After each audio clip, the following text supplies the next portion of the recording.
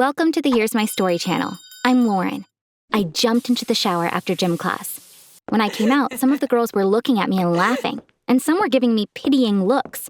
I caught one of the laughing girl's eyes. "What's up? Why are you laughing?" I asked. A friend pointed to my locker and said, "You're not going to like this." I turned to my locker. It was open and empty inside. "Where are my clothes?" I screamed. The same friend replied, "Charlotte took them. I told her not to, but she didn't listen." There I was, stranded in the locker room with a towel wrapped around my body. My enemy Charlotte had stolen my clothes from my locker and took them away. I knew why she had done it. We had a chemistry exam the day before. As usual, Charlotte hadn't studied. She sat in the chair behind me. She wanted to copy from my paper. Throughout the exam, she kept whispering, "Move to the right. I can't see. Show me the answer to the other question." After the exam, I said to her, "Charlotte, what you're doing is dangerous. You could get both of us into trouble." "Don't you say that again, or you'll have to deal with the consequences," she screamed. So I guess her taking my clothes were the consequences she was talking about. Even though she pulled these kinds of tricks all the time, I couldn't fight back because her father was the general manager of the company my father worked for. She threatened me by saying, "If you tell the school administration, I'll tell my dad and he'll fire your dad." I had no choice but to tolerate her so my dad wouldn't get hurt. Believe it or not, Charlotte and I used to be good friends. Our families used to hang out together. Back then, her father wasn't the general manager yet. We used to have them over for barbecues in our backyard all the time. Our families got along as well as we did. According to my dad, Charlotte's father changed a lot once he became the general manager. My dad went to his office to congratulate him. "Congratulations, Greg," he said. Do you want to know what Charlotte's father's response was? "I'm your superior now. Don't call me by my first name. From now on, you need to call me Mr. Dachshund." This is so weird, but Charlotte started treating me the same way. One morning when we got off the bus, she threw me her backpack. "Take this to class. I'm going to check my makeup in the restroom," she said and rushed away. I yelled after her, "Charlotte, what do you mean? Why are you ordering me around now?" She walked away without a word. We had math class that day. We were assigned some challenging homework. Charlotte came to me after class. "We're going out of town this weekend. You're doing my math homework. Send it to me Sunday night," she said. "Excuse me? Why am I doing your math homework? You need to watch your tone and stop bossing me around," I told her. "You realize that my dad is the reason why you're able to pay your bills, right? You'll be doing my homework from now on, or you'll have to deal with the consequences," she said. My dad has been working for this company for the last 3 years. Prior to this job, he was unemployed for a whole year. He got depressed because he couldn't find work. I had to keep quiet because I didn't want my dad to get hurt. From that day on, Charlotte started taking advantage of me. But there was nothing I could do. I had to do everything she told me to. One evening, my mom said, "Honey, my company gave me a Macy's gift card. Let's go get something for you tomorrow." "Mom, I don't need anything right now. You should go and get something for yourself," I responded. When my mom insisted, saying, "Then let's spend half on you and the other half on me," I had to say yes. The next day we went to Macy's. My mom got me a pair of pink capri pants. She picked a dress for herself and got into a fitting room to try it on. As I was waiting for my mom, I saw Charlotte. She didn't see me. She also found herself a fitting room to try on some clothes she'd picked up. Mom came out of the fitting room. "I don't like this one. I'll try to find another dress," she said. I was already getting enough of Charlotte at school. I didn't want to have to deal with her here as well. "Mom, this place is getting stuffy. I'll wait for you at the door," I said, quickly walking away. I walked across the street and started waiting over there so Charlotte wouldn't see me when she left the store. After a while, Charlotte came out. Since she wasn't carrying any shopping bags, she probably didn't like any of the things she tried on. Meanwhile, I noticed something. She was wearing the pink capri pants I had just gotten. What a coincidence. Charlotte has the same pants. We'll accidentally be twinning if we wear them to school on the same day, I thought. Then I suddenly understood. I said to myself, if she had been wearing those pants when she was going into the fitting room, I would have definitely noticed. That means she just bought them. But why would she put them on the second she bought them? It didn't make much sense for her to put on the pants she just bought and then leave with them. There was only one explanation for this. Charlotte put the capri pants on in the fitting room and then never took them off. She stole them. On the other hand, there was no reason why she would do that. They were very well off financially. Maybe I didn't really notice what she was wearing when I first saw her, I thought. I didn't even tell my mom about it because I wasn't sure.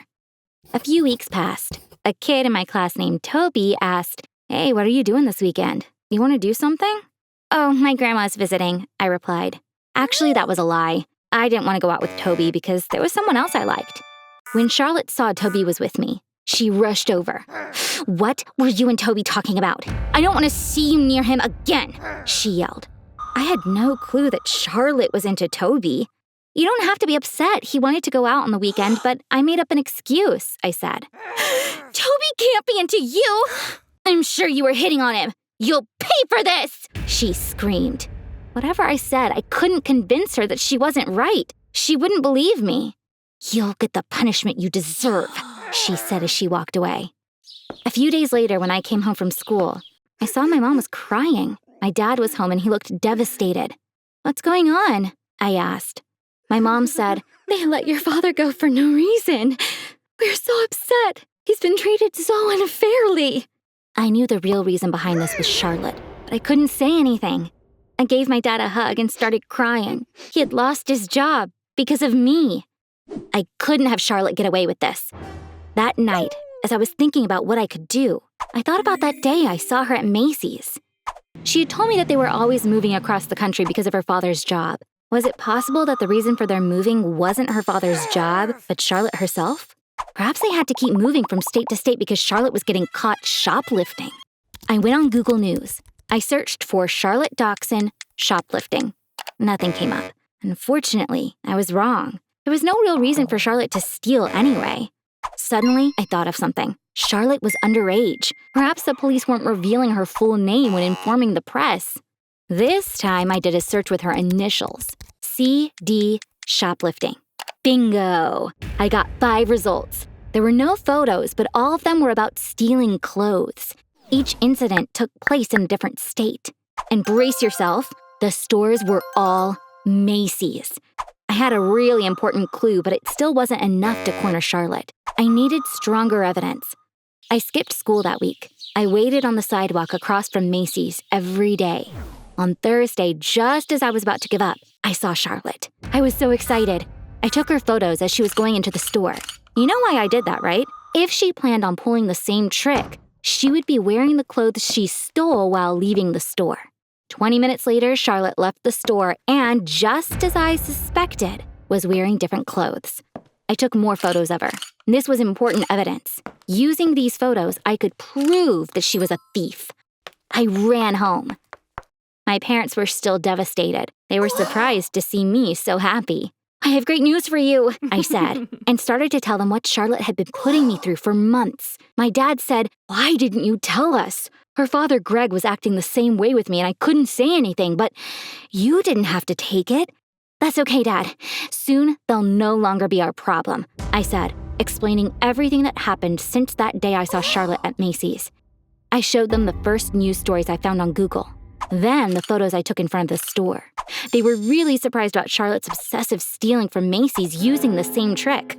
The next day, my dad took the photos from me and went to work. According to what my dad told us, Greg was shocked to see the photos. "Charlotte's shoplifting again? But she's in treatment. We thought she wasn't stealing anymore," he said. Apparently, Charlotte had a behavioral disorder called shoplifting addiction. People living with this psychiatric condition generally shoplift from grocery stores. Some of them, like Charlotte, get obsessed with one clothing store and keep stealing from that same place. Greg also had an important confession to make. "Unfortunately, I fired you because my daughter wanted me to. Her psychiatrist warned us, saying anytime Charlotte gets stressed, she'll get back to stealing again. When Charlotte asked me to fire you, I just had to do it. I didn't know she was still stealing while getting treatment. I simply didn't know." Then he apologized to my dad and rehired him on the spot. The following day, I saw Charlotte at school. She changed her lane when she saw me. Apparently, her dad had told her everything. I ran and caught up with her. "I'm not going to show the photos I took of you to anyone. My dad also promised your dad. All of this stays between us. Your dad resigned from his job at the company. He said you all were going to move again. You've been using me for months, but I think this is enough punishment, and I'm happy to see it." "Lauren, I'm so sorry. I'm really so sorry. I'm a bad person. Please forgive me," she cried, her voice breaking into sobs. I looked at her in disgust. I turned around and started walking away without saying another word. I deserve it. Please forgive me.